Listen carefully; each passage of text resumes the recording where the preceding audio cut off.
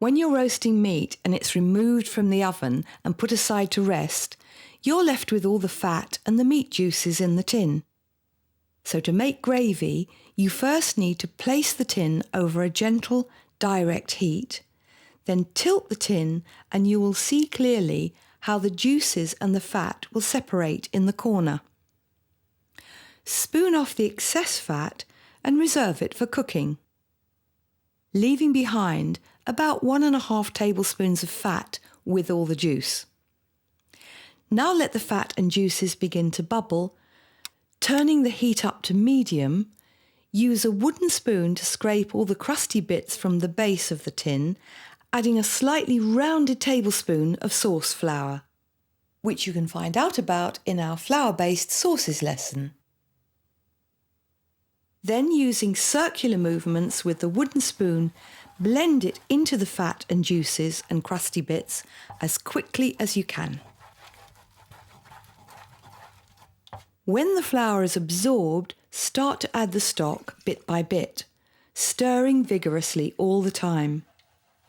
The stock can be cooking liquid from vegetables or a powdered vegetable stock like marigold. But I'm not keen on stock cubes because they have too many added ingredients.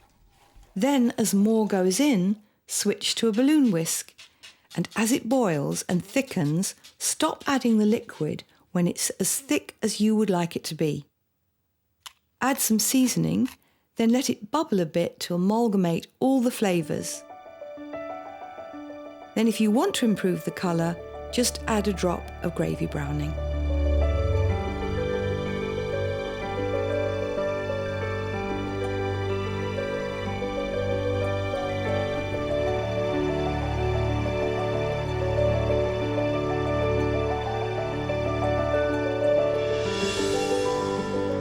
If you don't have any meat juices or you're a vegetarian, you can still make really good gravy. This is onion gravy. So 1 large onion, roughly chopped, has been softening in a dessert spoon of oil or beef dripping or any other kind of dripping. It needs to be caramelised quite darkly at the edges, so keep the heat high and keep moving it around. The whole thing will take about 20 minutes. Now in goes a small knob of butter, followed by 1 rounded dessert spoon of sauce flour. Stir quickly until all the flour is absorbed. Then add a teaspoon of mustard powder and stir this in. Now start to add 425 ml of stock a little at a time. Still stirring, keep on adding enough stock until you get the thickness you want.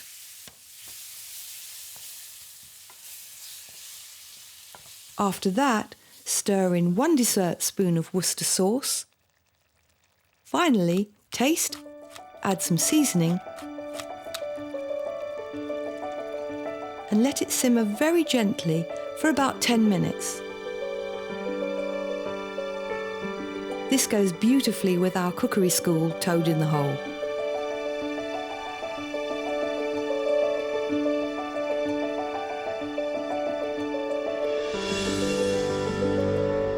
This is what's left in the tin after roasting half a shoulder of lamb with rosemary and garlic. The fat has been removed, and this time we're going to make what we call a reduction.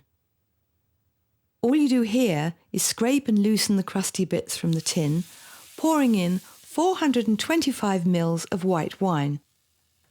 Then, with the heat turned to high, stir the wine into the juices and let it bubble and reduce to half its original volume. Turn the heat down to medium and it'll take about 10 to 12 minutes. Here you can see by the tide mark how the gravy has reduced. Then taste and season and serve with the lamb.